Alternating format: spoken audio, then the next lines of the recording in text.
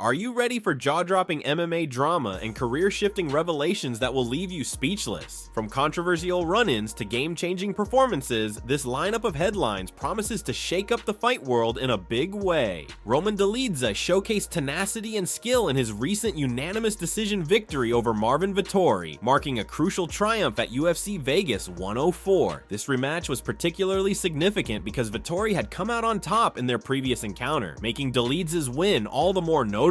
Vettori now finds himself in a challenging spot with only one win in his last 4 outings. Despite that record, he remains a fierce competitor, and many are curious to see whether he can regain momentum. For Dolidze, the victory solidifies his standing in the division and bolsters his claim for a top 5 matchup. He expressed gratitude and relief in post-fight remarks, underscoring that he felt he'd earned the right to face higher-ranked opponents.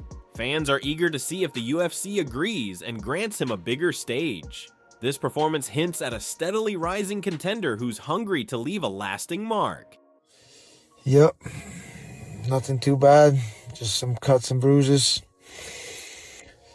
Man, life sometimes shows you that even you give your heart out and everything you got, you still fall short. That was a close fight, almost had him on the third.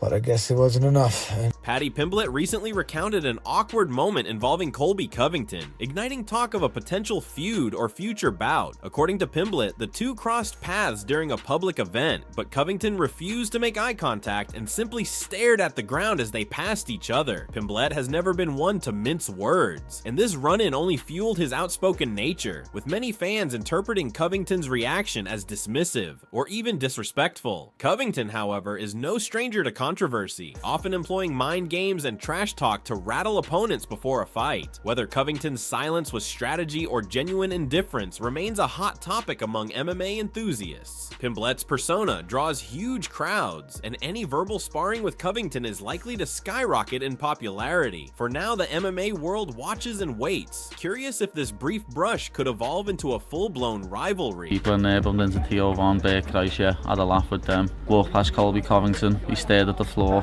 talks a big game online, his undies and Merab Dvalishvili etched his name in UFC history by breaking a record previously held by Georges St-Pierre, often hailed as one of the greatest to ever compete. Achieving his 92nd career takedown, Dvalishvili surpassed GSP's tally of 90 and received direct congratulations from the legend himself. This moment underscores the incredible evolution of Dvalishvili, who has steadily climbed the ranks while demonstrating relentless takedown prowess. Despite the enormous pressure that accompanies setting such a milestone, he remains humble, often emphasizing his dedication to training and respect for the sport's pioneers. Fans and analysts alike marvel at Dvalishvili's pace and explosive entries, which make him a nightmare matchup for many opponents. GSP in turn lauded Dvalishvili's accomplishment, reflecting the mutual respect shared among top-tier athletes. As Dvalishvili looks toward the next phase of his career, his takedown record serves as both a testament to his grind and a target on his back. I'll tell you again, it was your record.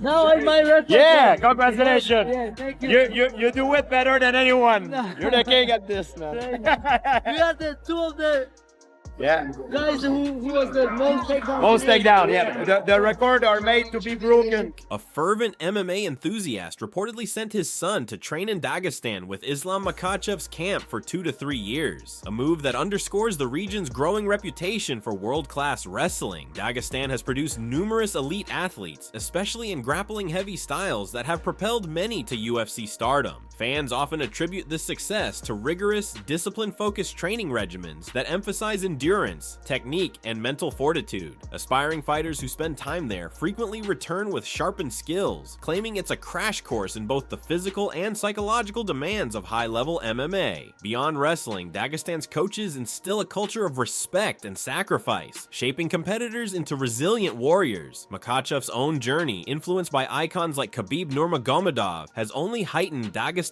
allure for those seeking an edge inside the cage. As the word spreads, more parents and young athletes might consider an immersive stay, hoping to unlock the secret behind this powerhouse lineage. If you want your son high-level wrestling, send him 2-3 years Dagestan and forget. 3 years? Yes. I'm good. Amigo from Madrid. ¿Cómo estás, amigo? Good, but so tired. So tired. But The training of Barca number 1? No. Real Madrid. Real Number Madrid. one. Alexander Hernandez regained crucial momentum by securing consecutive wins for the first time since 2019, recently defeating Kurt Holobaugh via unanimous decision. This victory helped Hernandez distance himself from earlier setbacks, including back-to-back losses that threatened to derail his UFC run. Known for an aggressive fighting style, Hernandez demonstrated more composure in his latest outing, blending strikes with takedowns to keep Holobaugh guessing. In post-fight interviews, he emphasized how crucial it was to adjust mid-bout, something he had previously struggled to do. The improvements hint at a fighter who's evolving both mentally and physically, ready to tackle higher-ranked opposition. Hernandez also mentioned dealing with pre-fight nerves, suggesting that perseverance and preparation paid off when it counted. Fans now speculate whether his current form will remain consistent as he climbs the ranks. If he can maintain this level, he could become a serious contender in a tightly stacked division. Yeah, man, it's everything. I mean, nauseating for one. I felt so nauseous.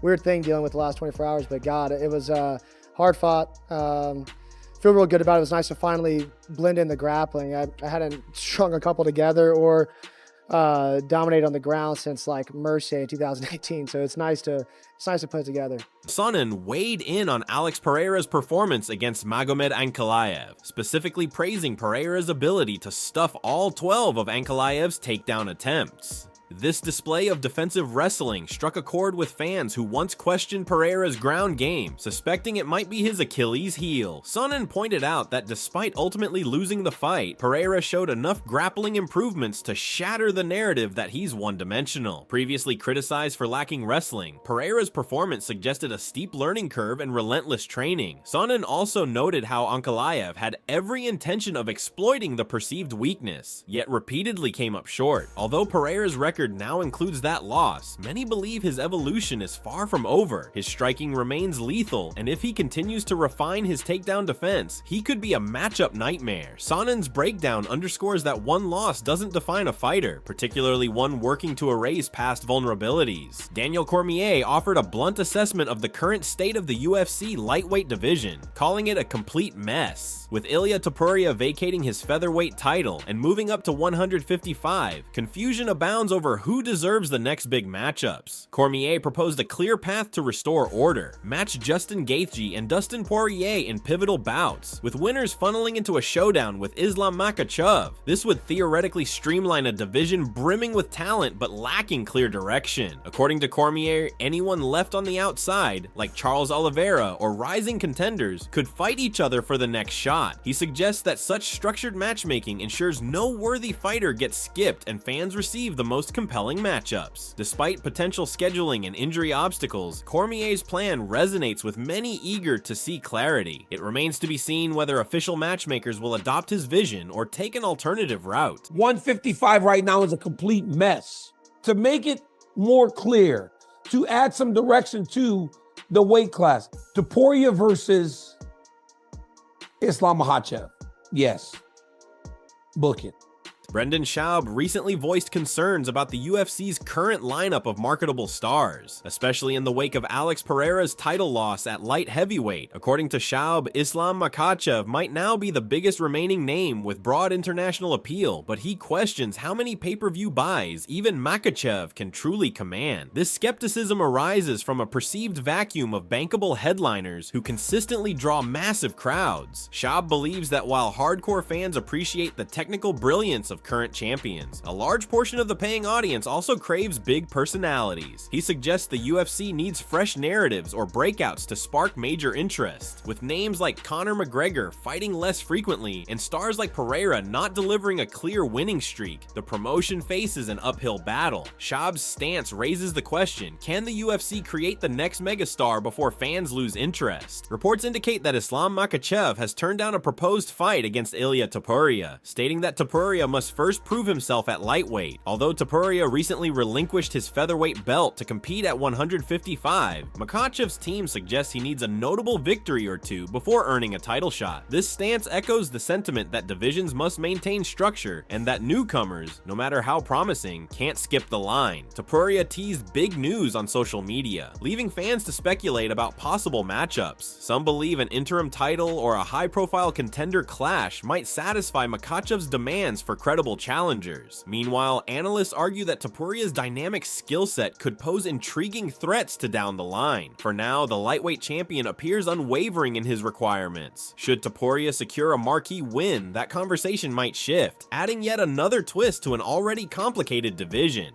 Magomed Ankalayev's coach made a startling claim following Ankalayev's fight with Alex Pereira, accusing Pereira of being greased during the bout. According to the coach, Pereira felt unusually sticky and appeared to have some ointment that prevented normal perspiration. The suggestion is that this substance made it harder for Ankalaev to maintain certain holds against the fence and control the clinch positions. Additionally, the coach pointed to the fact that sweat usually beads or drips, but observed a gel-like consistency on Pereira's skin. While no official investigation or sanction has been announced, rumors of greasing spark intense debate as it's considered a serious form of cheating in MMA. Fans have weighed in, with some demanding clarity and others dismissing it as an excuse for Ankalaev's struggle to land takedowns. If proven, such allegations could overshadow the entire fight, prompting the promotion to take swift disciplinary action. This lineup of MMA revelations has thrown the fight world into a frenzy of speculation and anticipation. Don't miss out. Hit that like button, drop your comments below, and subscribe to stay on top of every jaw-dropping update.